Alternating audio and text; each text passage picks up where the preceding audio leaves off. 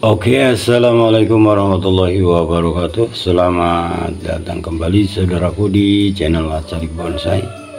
Mudah-mudahan kita selalu diberi kesehatan, selalu diberi kesuksesan, dan selalu diberikan rezeki yang berlimpah. Amin ya rabbal alamin.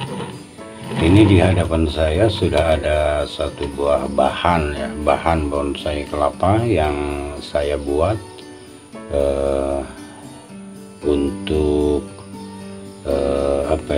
jadi dari awal saya sudah membentuk dan memprogram bahan bonsai kelapa ini agar nanti menjadi bonsai kelapa yang kerdil ya, yang sangat kerdil lah.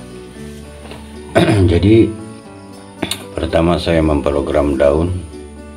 Dari mulai tumbuh tunas kemarin saya sudah memprogram daun dengan menggunakan teknik sayat mawar ya, dan hasilnya ini sudah lumayan ya, daun sudah lumayan berukuran kerdil seperti ini.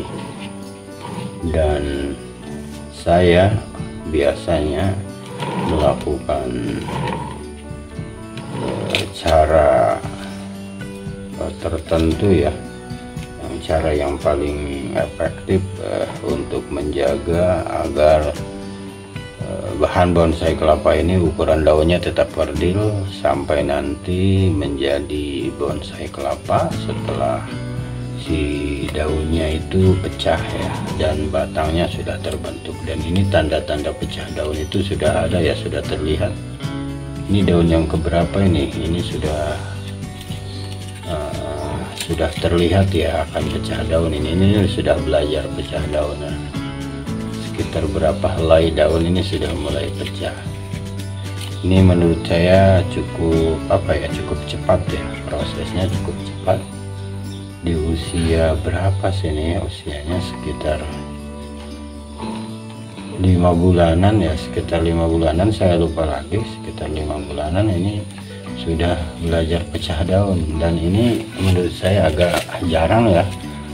Selama saya membuat bonsai kelapa, proses pecah daun itu biasanya kalau untuk jenis gading orange seperti ini tuh sekitar 8 bulanan baru belajar pecah daun. Tapi ini di usia 5 bulan ini sudah ada tanda-tanda belajar pecah daun ya. Ini di daun yang coba saya hitung ya, 1 2 3 4 5 6 7 8. Nah, di daun yang ke-9 ini sudah terlihat belajar pecah daun. Saya akan melakukan perawatan pada bonsai kelapa ini ya. Jadi dalam rangka mempertahankan ukuran daun agar tetap kerdil, ini yang biasa saya lakukan dalam memprogram bonsai kelapa ya. Kalau kita menginginkan bonsai kelapa yang kerdil dan daun diprogram dari awal. Di bagian media tanam juga saya akan melakukan perawatan karena ini rumputnya gulma sudah banyak tumbuh ya, harus dibersihkan. Ini di bagian daun juga ada dipakai sarang semut. Nah, ini banyak semutnya akan saya bersihkan juga. Dan ini yang utama untuk menjaga agar ukuran daun tetap kerdil itu ya, dengan melakukan penyayatan pada bagian tapisnya ya. Oke, silahkan disimak videonya sampai selesai. Namun sebelumnya saya ingatkan kembali bagi saudaraku yang baru menemukan channel Acarik Bonsai, saya mohon dukungannya dengan cara like, comment, share, dan subscribe. Dan jangan lupa aktifkan lonceng notifikasi. Selamat menyaksikan.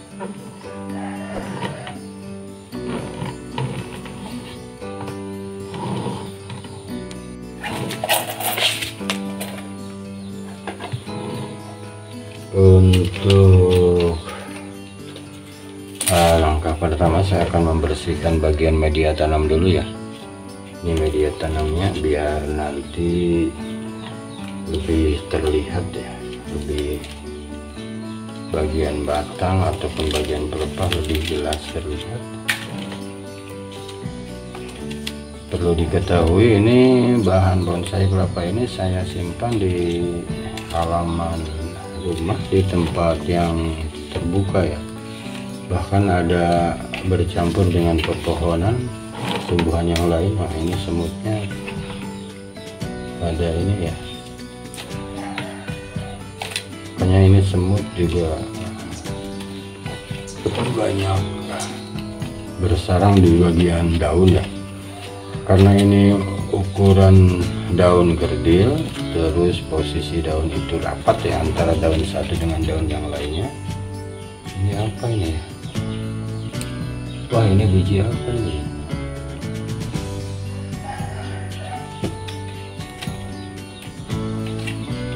Jadi di antara daun dengan daun kan rapat posisinya, jadi dipakai sarang semut. Nah seperti ini kan, antara daun yang ini dengan daun yang di atasnya itu sangat rapat, makanya dipakai sarang ya. Saya bersihkan. Nah, ini jadi semut ini membawa media tanam ke atas.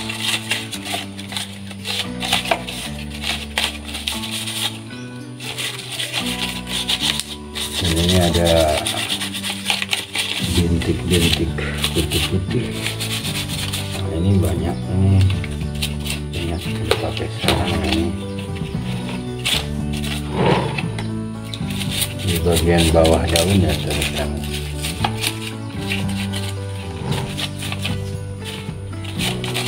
Dibawa media tanam ke atas dan dibuat sarang.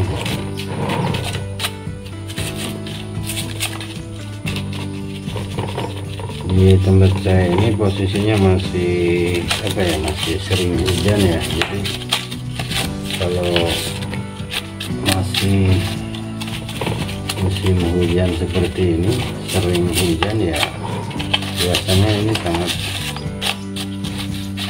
cepat ya pertumbuhan ataupun perkembangan si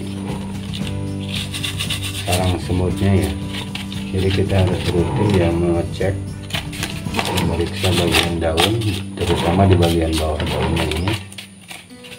Nah, ini lumayan.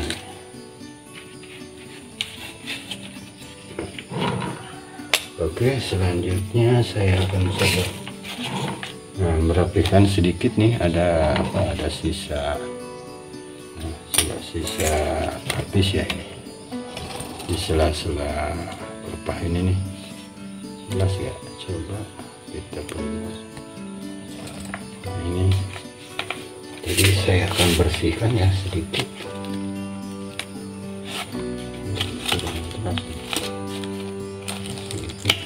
Jadi karena kalau ukuran bahan yang lumayan kerdil seperti ini, penyayatannya agak sempit ya. Harus benar-benar hati-hati, santai, pelan-pelan, jangan sampai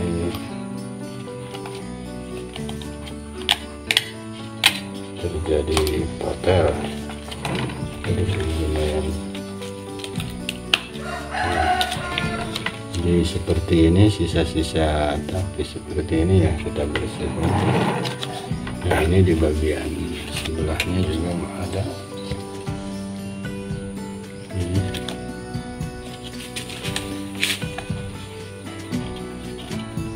Kalau kita tidak bersihkan, tidak dihilangkan sampai ke pangkal, biasanya si pelepah itu akan tetap seperti ini posisinya ya, ke atas, tidak ke samping mekar seperti pelepah yang di bawahnya ini. Karena si pelepah tidak bisa ke samping mekar, nah ini masih megang ya ke bagian pangkal.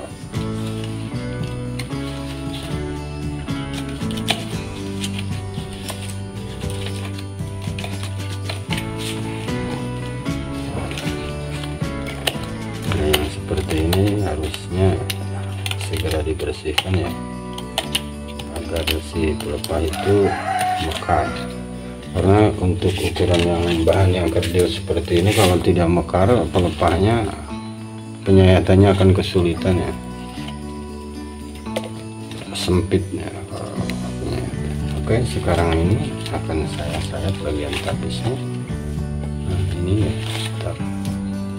biar terlihat jelas bagaimana saya melakukan penyayatan ya pada bagian tapisnya. Ini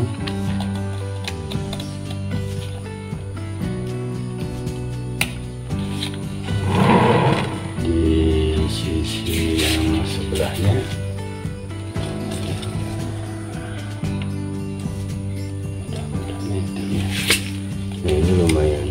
cek ya, kita harus cari posisi untuk memasukkan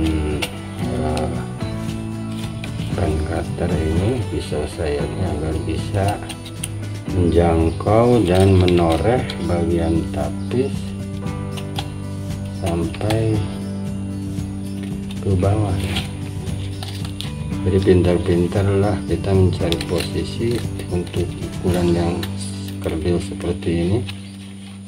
Nah, ini untuk menarik ini sebaiknya kita tahan ya, tunas yang ada di ini yang masih muda kita tahan agar jangan terbawa oleh tapis yang kita tarik. Nah, seperti ini. Biasanya kalau tidak ditahan bagian tunas ini akan terbawa ya, karena masih sangat muda, warnanya pun sangat putih tuh ya, bisa dilihat.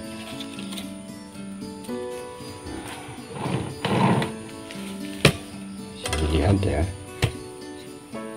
saya menghabiskan si tapis ini sampai ke pangkal agar nanti si tunas yang masih muda ini bagian bawahnya kena sinar matahari dan kena angin, dan proses penuaan di bagian pangkal tunas ini akan lebih cepat ya. Dan nanti posisi si tunas ini akan mekar ke samping seperti pelepah-pelepah yang di bawahnya ini ya, seperti ini ya, akan mekar seperti ini.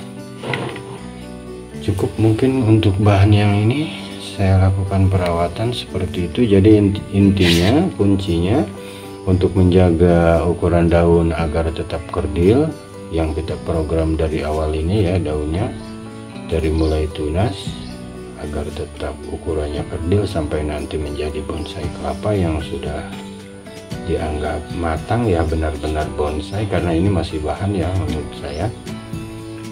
Jadi intinya kita harus selalu tepat waktu dalam melakukan penyayatan pada bagian tapisnya.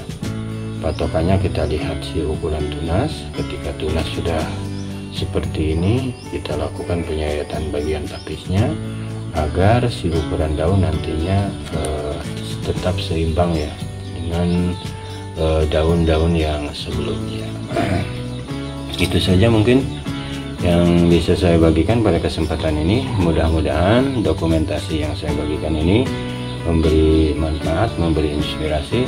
Saran dan kritik silahkan sampaikan di kolom komentar. Jaga kesehatan, tetap semangat, dan terus berkarya. Salam satu hobi. Assalamualaikum warahmatullahi wabarakatuh.